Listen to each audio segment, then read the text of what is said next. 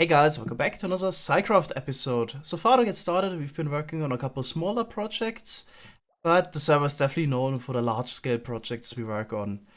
I'd say the geode farms were already quite some effort to set up, but we've done bigger projects before. So it's not uncommon that we need to place down 500,000 to 1,000,000 blocks for a huge farm. The mushroom farm 1.12 actually was 2 million blocks. But I actually want to get started with the biggest project we've ever done. It would take 10 million blocks to finish. Of course, I'm talking about the biggest possible cactus farm within the random tick range of one player. So this is quite an insane project. Also, the usefulness is, well, debatable, I'd say. But this is something I feel like something I want to accomplish. There's no particular reason. I just have this urge to it. Yeah, so this would be 10 million blocks to place. You might have seen this on my channel already. Just want to give you a scale of this project. So it's basically from bedrock to build limit, 400 blocks high, and it's basically 256 by 256 cactus farm. So radius 128 from the AFK spot here in the middle.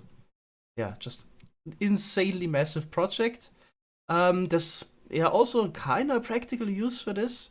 So cactus, if you put it in a furnace, is one of like the best XP sources because you get 1 XP per cactus smelted. If you would compare it for something like cobblestone, you only get 0.1 XP. You get 10 times more if you smelt cactus, and there's a couple other things, and cactus is just the best. Technically, you get 2 XP if you smelt ancient debris, but of course, we can't make a farm for that. Alright, so it is a practical application of this farm, but we probably won't be able to use the full 2.3 million cactus per hour for the furnace array because that would cause a lot of lag on its own already. We'll just have to see how far we can push it.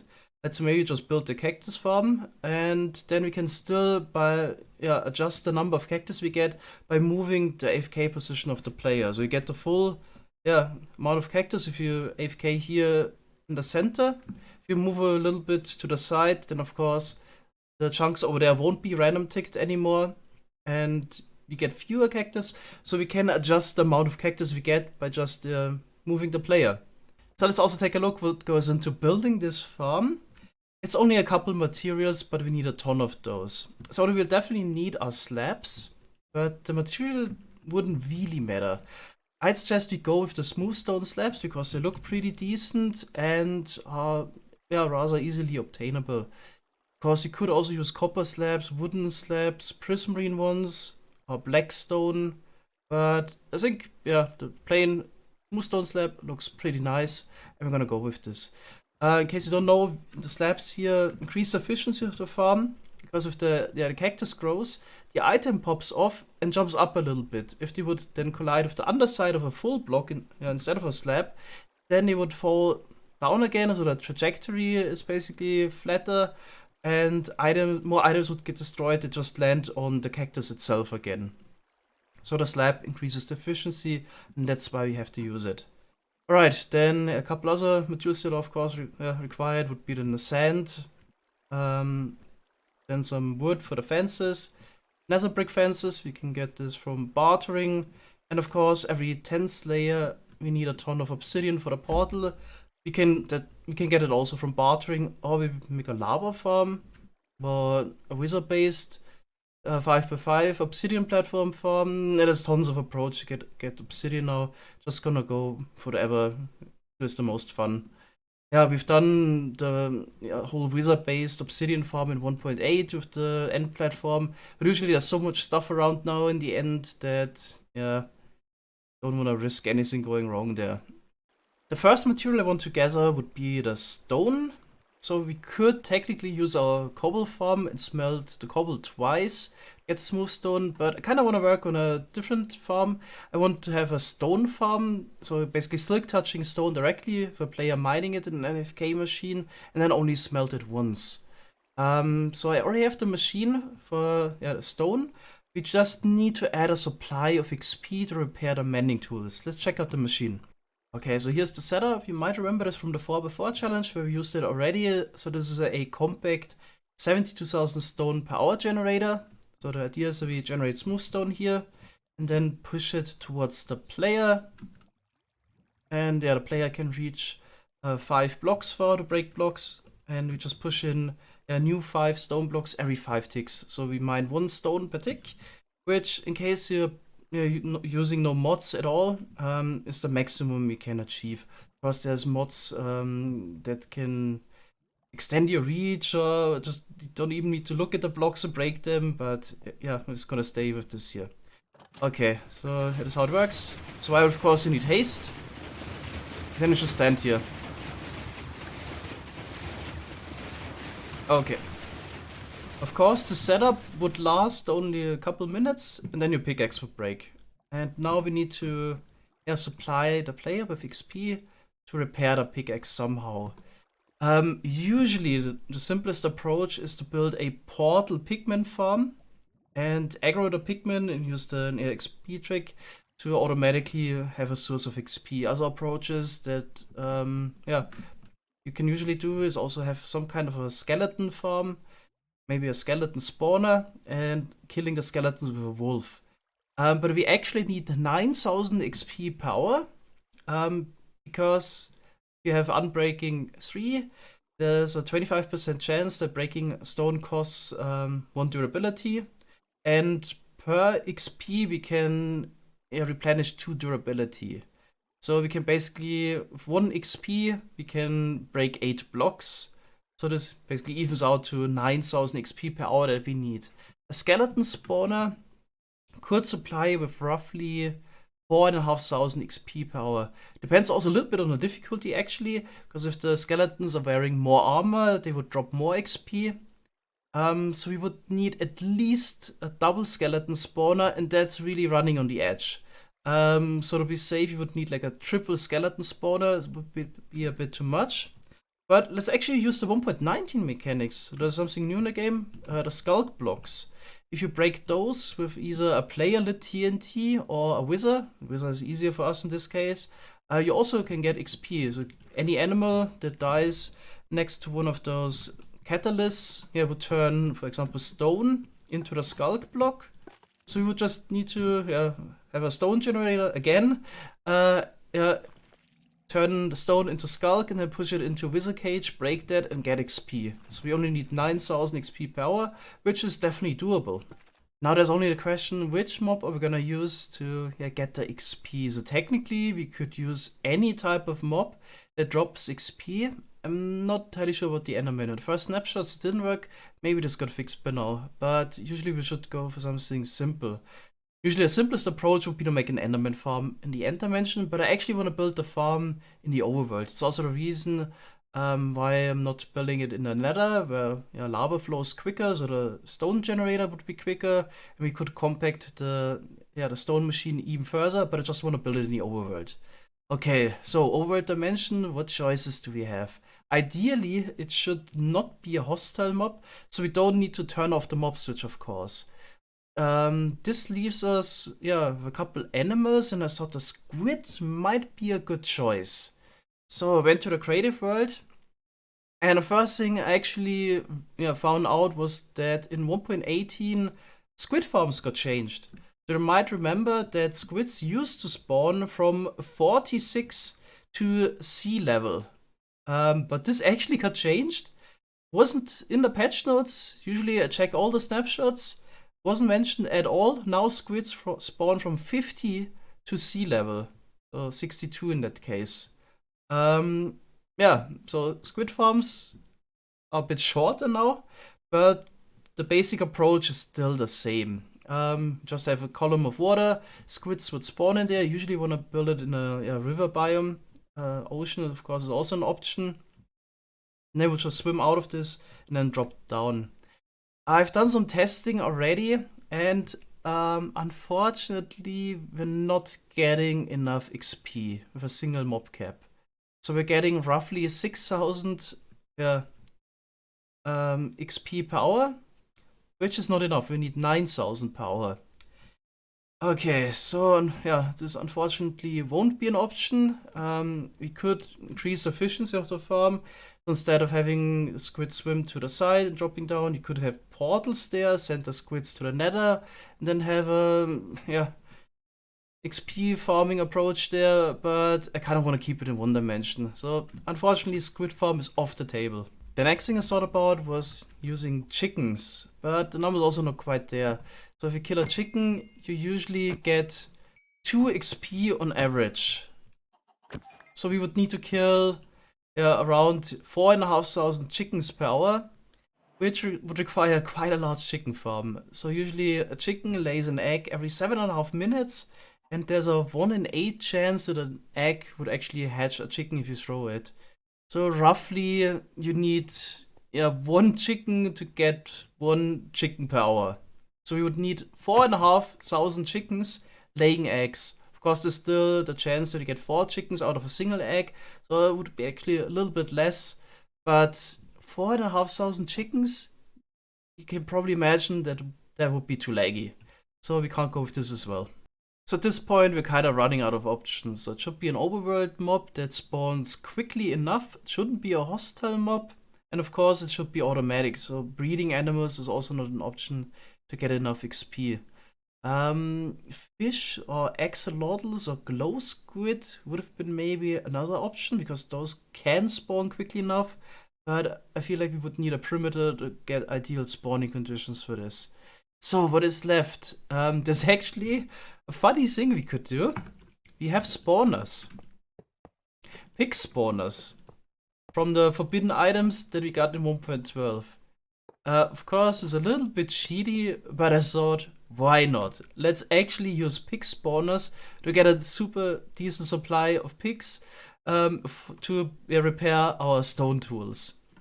So the good thing about having spawner items, we can just place down as many as we want. So we don't need to come up with a crazy efficient design as well. Something like this should actually work. So if we put down some grass blocks, that's something you need to know. The passive mobs can of course only spawn on grass blocks. We should definitely get a decent supply. Now of course, we need to kill the pigs somehow. What are we gonna do? It's always easy if the mob is attracted or scared by something. In this case, we can actually use the AFK player. So we just need to either hold a carrot or a carrot on a stick in the offhand. So in the main hand, we're gonna have the pickaxe, of course. In the offhand, we can put the carrot on the stick. Then they would pathfind there towards us and drop down and get killed with fall damage.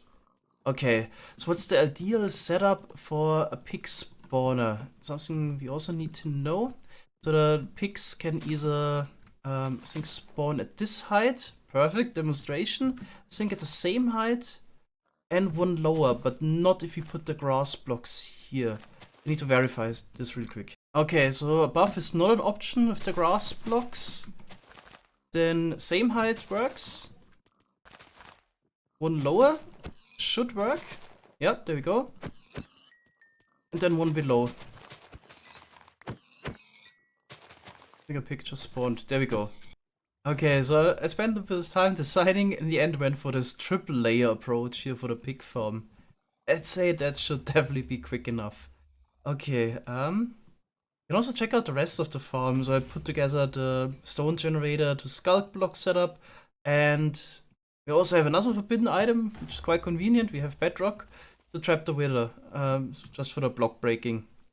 Unfortunately, TNT doesn't work unless your player light it, and yeah, it's still doable to do it with like a fire arrow the player shot and we keep alive, to have some kind of TNT block storage, but it would get a bit complicated, and I don't know, I feel like this would take at least 10 hours to design just to have this TNT thingy. Let's just use the wither and bedrock. Using cheaty blocks here anyway. Just let's have a little bit of fun here and just get this project done. Okay, so let's try it out. Need to be in survival, because we do need a beacon to at least get regeneration, because mining all the stone leads your hunger bar, and of course we have a haste 2 beacon, so that's required, and of course carrot on the stick in the offhand and pickaxe in the main hand. Okay, so let's get in there. I'm just gonna run a quick copy command so I don't need to hold down my mouse button. We can see the farm working. So we need to, I think, It's attack. Player ilmango. Attack continues. For the mining. Yeah, perfect. Okay. We can go in free cam. Watch the rest of the farm. Okay, so stone generator was built, yeah, really close to the pig spawners, so the pigs can pathfind. Actually, in the notice that here the ones on the edge are a little bit too far away. We could adjust this or just not care about it. There's still enough pigs incoming. Okay, then let's check out the bottom. We just have a stone generator here. Push it forward, and then one skull catalyst at the bottom. Yeah, it's responsible for the stone being turned into the skull blocks. Here we got a couple of those sensors, because there's still the behavior that on top of the skull blocks, triggers and sensors can be generated unless there's a certain amount of sensors around. And that's why we have this here. To prevent more of this generation, of course, this would kind of break it. Okay, then yeah, we just have a piston setup here to push them nicely in a line, so it's easier to handle for the wizard cage. As you can see here, yeah, this would be way too wide for a wizard cage. We get them in a nicer shape, push it in, and then yeah, just use here block to damage the wizard, and yeah, blocks are broken. Then yeah, XP goes this way. In case there's some stone left for some reason, we also get some items. The XP is actually not affected by the bubble elevator. But items of course are. So the XP then just goes slowly to the side here, while all the normal items would get shot into the lava. That's why we have lava here on top. And then yeah, the XP makes its way towards the player. So you can see my pickaxe is constantly getting repaired, getting more than enough XP. So if you AFK long enough here, we're also gonna have a couple hundred levels. Okay, so that's the whole farm. Stone at the moment goes in here, just with the carpet counter setup, but we could just have it drop down and then, yeah, put it into the furnace array. Okay, so next step, we need automatic furnace array and also want an automatic fuel supply. And I thought, I mean, it's well, it's actually a lot. It's 70,000 items per hour that we need to smelt. That's still within the range of actually a bamboo farm. So per stone that we smelt, you would need 4 bamboo. So around 300,000 bamboo per hour. Now I actually happened to make 1.19 farm just recently in creative, and this would be the perfect opportunity to have a large scale bamboo farm for a furnace array. So that's what we're gonna actually do.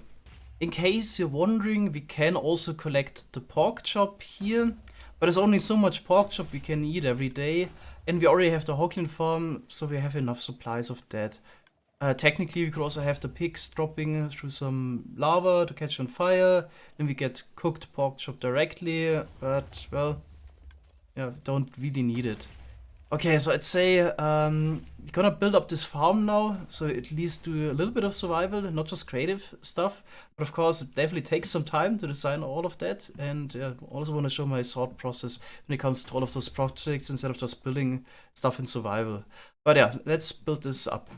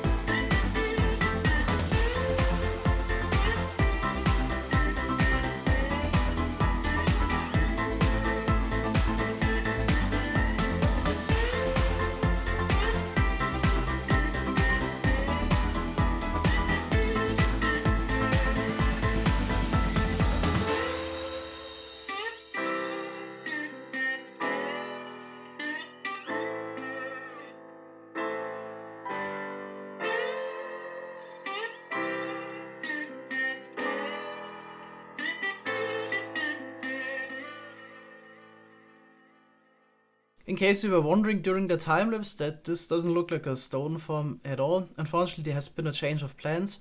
They accidentally deleted the replay mod footage of us building the stone farm over there. So in order to compensate, I already included the time lapse of us building the bamboo farm. So this project is pretty much finished, but there's still a lot that I actually want to explain, because a lot of logistics go into this, moving a lot of items around, filling the furnaces with fuel, and bringing stone to the furnace array. So next episode, I'm gonna show off the whole project and also explain all the bits that haven't been. Okay, so that's it for today. Thanks guys so much for watching, and see you next time. Bye bye.